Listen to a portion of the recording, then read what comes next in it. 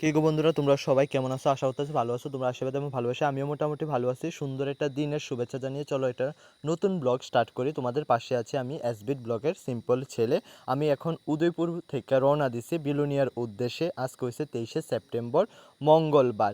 গতকাল মুদি আইছে, সোমবার আসছিল, তো উদয়পুরের মধ্যে আমি বন্দি আছিলাম।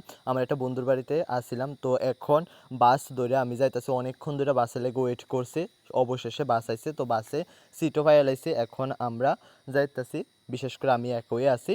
তো এই হলো বিলোনিয়ার শহরের দিকে রওনা। তো আমি ফার্স্ট টাইম কোনো একটা অনুষ্ঠানে যাইতেছি।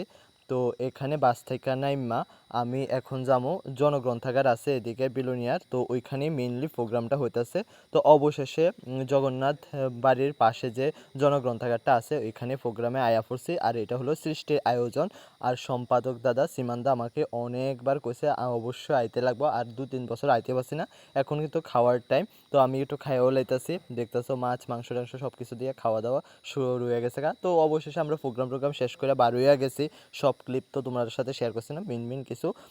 রূপঙ্কর দার গাড়িত করে যাইতাছি। আমার সাথে কিন্তু অনামিকা দিদিভাই সহ আরও অনেকেই আছে।